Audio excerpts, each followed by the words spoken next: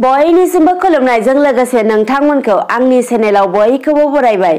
बे समाव आङो नोंथांमोननि गेजेराव मोनसे गोदान भिडिअ लानानै फैदों। बे भिडिअनि गेजेरजों आङो नोंथांमोननो माखासे गेदेरथार खौरांफोरखौ होनो लादों। नोंथांमोना भिडिअखौ फारियै नायलांदो। सेथियाव दङ मैयानि थांनाय 23 फेब्रुआरि मंगलबार खालि बिटिआरनि चेयारमेन पस्टखौ लानानै इउपिपिएलनि मावथिनि हेंथायै सोमावसारदों। बिजेपिनि बेरेखा इउपिपिएलनि मावथिफोरा बे हेंथा सोमावसारनाय हाबाफारिखौ खालामदों। मोनथिनो मोननाय बायदिब्ला उदालगुरि जिल्लानि कबिर आली हालामनि मोनथाम बिटिसि चेयारमेन मासियाव इउपिपिएल दोलोनिफ्राय चेयारमेननि मुं फारिलाइ होनाय जादोंमोन। नाथाय खदमगुरि, जारगाव, नुमलगुरि आरो माजरसुबा प्राइमारियाव गासैबो चेयारमेनफोरा बिजेपि दोलोनिफ्रायसो होनाय जादों। बिनिखायनो इउपिपिएलनि मावथिफोरा गोजोननाय गैयैखौ फोरमायनानै थाबैनो इउपिपिएल दोलोखौ बिनि सायाव राहा लानो खावलायो। बेजों लोगोसे मिरु इउपिपिएल दोलोनि दैदेनगिरिफोरा बिनि सायाव राहा लायाब्ला थि नङै समसिम बेरेखा खालामगोन होननानैबो हुमखि होयो। लोगोसे सोमावसारगिरि बिथांमोना बुङो दि थांनाय 11 दान खस्थ' खालामनानै इउपिपिएलनि मावथिफोरा दोलोनि थाखाय खामानि मावदोंमोन आरो एमसिएलए देरहाहोनो हादोंमोन। दानिया फैदो गुबुन नैथि खौराङाव।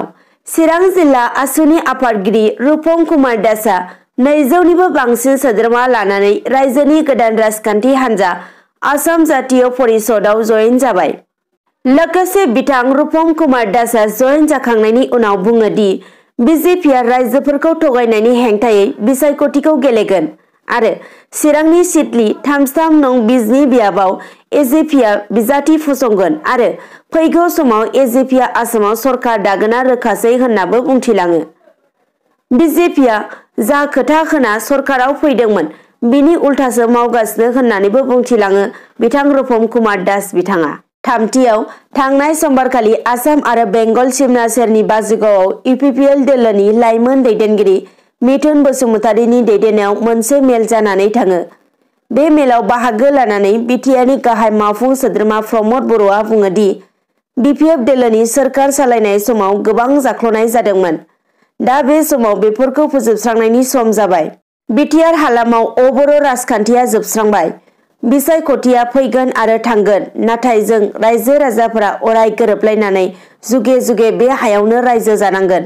बेनिखायनो गोजोन खौसेथिनि मोजां मोनसे समाज दाफुंनो थाखाय बयबो सिगां फारसे आवगायबोनांगोन होननानै बुंथिलाङो। लोगोसेनो बिथां प्रमद बर'आ बुंबावो दि बिटिआर हालामनि थागिबिफोरा गासैबो सोलायनायखौ लुबैदों। लोगोसेनो बे समाव बिटिआर हालामाव हिंसायारि राजखान्थिया बन्द जानायजों लोगोसे गोजोननि राजखान्थिया सोलिनो लादोंसै होननानै बुंथियो। ब्रैथियाव चिरां जिल्लानि एडिशनेल एसपि प्रकाश मेहदीनि दैदेननायाव बिजनि पुलिसनि मोनसे हान्जानि सिग्रोमनायनि गेजेरजों 2 ड्राग्स फालांगि हमनो हादों।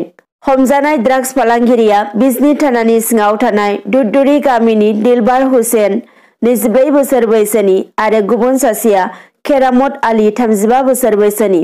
चिरां पुलिसआ मिन्थिहोनाय बायदिब्ला दिलबार हुसेननि आखाइनिफ्राय गं 8 फेग्रा बेसाद गोनां कन्टेनारजों लोगोसे गं 3 लांदां प्लास्टिकनि कन्टेनार बोखांनो हादों आरो केरामत आलीनि न'आव सिग्रोमनानै गं 58 लांदां प्लास्टिकनि कन्टेनारजों लोगोसे गं 12 सेरिन्ज आरो गं 29 लाइटार बोखांनो हादों होनना खौरांनिफ्राय मिथिनो मोन्दों। बाथियाव हादरनि गाहाय मन्त्रि नरेन्द्र मदिया थांनाय 22 फेब्रुआरि समबारखालि धेमाजि जिल्लायाव मोनसे गिदिर सुबुं गौमा हाबाफारियाव बाहागो लाफैदोंमोन। बे हाबाफारियाव बाहागो लानो थाखाय दाब दाब जिल्लानि बिजेपि दोलोनि मावथिफोरा गारिनि जोहै गावबा गावनि ओनसोलनि रायजो राजाफोरखौ लाबोदोंमोन। नाथाय लखिमपुर जिल्लानि खाखै होननाय बिजेपि दोलोनि मावथिफोरा जायगानिफ्राय गारिजों मानसि लांनायनि उनाव गारिनि भाराखौ होआखैमोन। गारिनि भारा मोनैनि माखासे ड्राइभारफोरा बिजेपि दोलोनि मावथिफोरखौ गाग्लोबदों। मोनथिनो मोननाय बायदिब्ला हादरनि गाहाय मन्त्रि नरेन्द्र मदि फैनाय सुबुं गौमायाव बाहागो लाहैनो थाखाय लांनाय गारिनि भाराखौ खाखानाय बायदियै होयैनि थाखाय गारिनि ड्राइभार आरो बिगोमाफोरजों बिजेपिनि मावथिफोरा दान्थे बिदान्थे जालायदों। जाउनाव थासारिया गाज्रिनिफ्राय गाज्रि जालांनानै गारिनि ड्राइभार आरो बिगोमाफोरा बिजेपि दोलोनि मावथिफोरनि सायाव गाग्लोबदों होनना खौरांनिफ्राय मिथिनो मोन्दों। दथियाव त्रिपुरायाव दिनै जानो गोनां आइपिएफटि हान्जानि गेदेरथार सुबुं गौमायाव गाहाय आलासि महरै बाहागो लागोन बिटिआरनि लेन्ड एन्ड रेभिनिउ आरो हाग्रा बिफाननि मावफुं सोद्रोमा रनजित बसुमतारिया। बिथांजों लोगोसे MCLA पबित्र कुमार बर'आबो आलासि महरै बाहागो लागोन होनना मिथिनो मोन्दों। मख'जाथावदि दिनैनि साना त्रिपुरानि थागिबि एबा ट्राइबेल हारिनि थाखाय जारिमिनारि सान जागोन।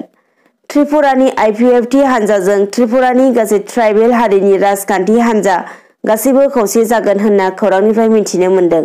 स्निथियाव अदालगुरि जिल्लानि सिङाव थानाय बेरगाव बियाब दुलाराय बाथौ गौथुमनि रुफाथि मायथाइ फालिथाय लोगोसे 24थि बोसोरारि जथुमा हारिमुआरि बिजिरसं खुलिया बेरगावआव साननैनि हाबाफारि लानानै मैया थांनाय 2-3 फेब्रुवारि मंगलबारखालि जोबथा हाबाफारिजों खुंफुंजाबाय।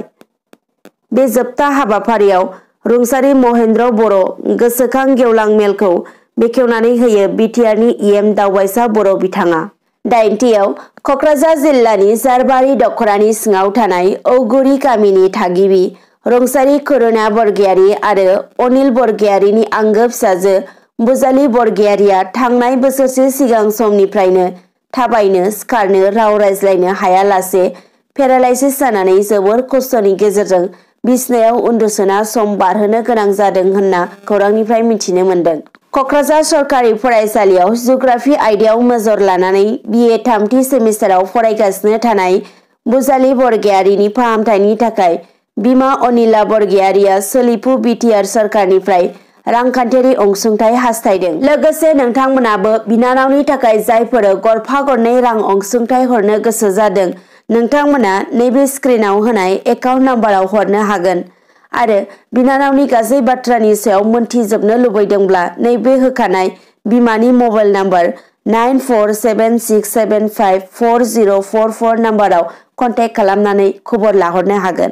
9थियाव चिरां जिल्लानि रुनिकाटा थानानि सिङाव थानाय सान्थिफुरनि गंसे दखानाव थांनाय 22 फेब्रुवारि खालाराव मोनानि समाव सिखाव हाबनानै गोबां मुवा बेसादफोरखौ खावनानै लांदों। दखान बिगोमाया फोरमायनाय बायदिब्ला मबाइल फनजों लोगोसे मेम'रि कार्ड, ब्लुटुथ हेडफन गासै 35,000 रांनि खहा जाबाय होनना फोरमायदों। 10थियाव मैया थांनाय 2-3 फेब्रुवारि मंगलबारखालि गुवाहाटी नोगोरमायाव गिख्रंथावै गंसे 108 एम्बुलेन्सआव अर खामदों। मख'नो गोनांदि 108 एम्बुलेन्सआव सासे बेरामिखौ लांबाय थादोंमोन। 108 एम्बुलेन्सआ खारफुबाय थानाय समावनो गुवाहाटी नोगोरमानि अग्रदुत भवन खाथियाव हरखाबै अर जोंखाङो। बेरामिजों लोगोसे एम्बुलेन्स सिङाव थानाय गासैबो सुबुङानो रैखा मोन्दों होनना खौरांनिफ्राय मिथिनो मोन्दों। दिनै फुंबिलिनि खौरांफोरा बेखिनियानोसै। नोंथांमोना जुदि भिडिअखौ नायनानै मोजां मोनदोंब्ला लाइक, कमेन्ट, शेयार, साबस्क्राइब खालामनो दाबाव। एसेनोसै, गोजोन्थों।